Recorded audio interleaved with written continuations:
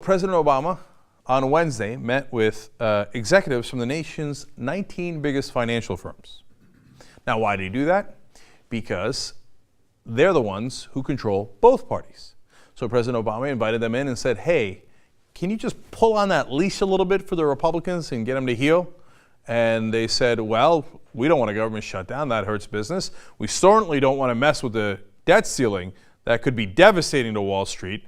So they're like, believe me, we're going to try to pull on that leash a little bit. So now, Chamber of Commerce, Wall Street CEOs, Business Roundtable, all saying, we don't want a government shutdown. We don't want this to continue. This is nonsense. So tick-tock, tick-tock, the Republicans are on the clock.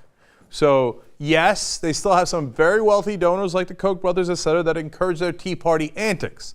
And yes, the Republican Party is now in an interesting split between the corporate branch and the Tea Party branch, which is funded by billionaire donors, but that are not corporations.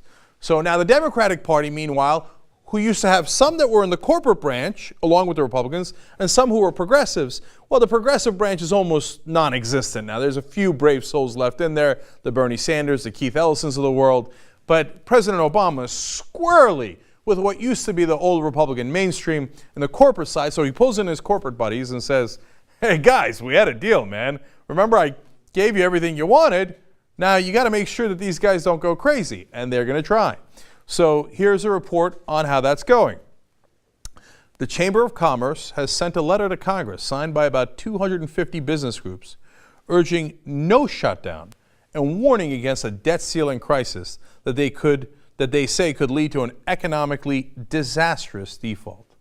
In other words, heal. And they're basically telling the Republican Party, hey, listen, man, I hope you got enough Adolfs and Cokes, because if we turn off the spigot, you're going to be in a lot of trouble. Here's another part. The letter circulated by the Chamber of Commerce urges lawmakers to raise the debt ceiling in a timely manner and remove any threat to the full faith and credit of the United States government. Here's the part I love. You better do so in a timely manner. They're not messing around here. Now, Richard Engel, who's the head of the Business Roundtable, I'm sorry, John Engel. Richard Engel's a wonderful reporter for NBC News.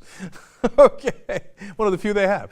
Anyway, now John Engler, who's the head of the Business Roundtable and a former Republican governor of Michigan, Republican, okay, says, there's an element of the more independent Tea Party coalition Republicans that frankly don't listen to very many people.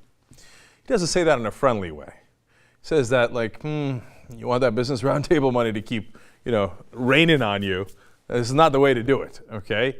Now, Scott Reed, who's a Republican political consultant, but is also with the Chamber of Commerce, makes it clearer. He says, clearly we're getting to a point where we need a Congress that's going to be productive, proactive, and create a stable environment for economic growth and job creation. Now, if you're not familiar with politics, you might think, no, that was a simple, statement saying, hey, we just need a stable environment for business.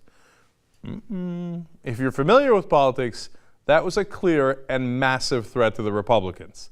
Listen, bitches, we've been funding you all these decades. Now, look, Obama's super friendly to us. So if you want us to keep that money flowing, you want us to show you the money, you better make sure you cut this crap out with the government shutdown and even more importantly about the debt ceiling stuff, okay? We're not playing. Now, if enough of these threats come in, as they have, it's only a matter of time before the Republicans do what they get paid to do, which is to follow the orders of the Chamber of Commerce. They will heal.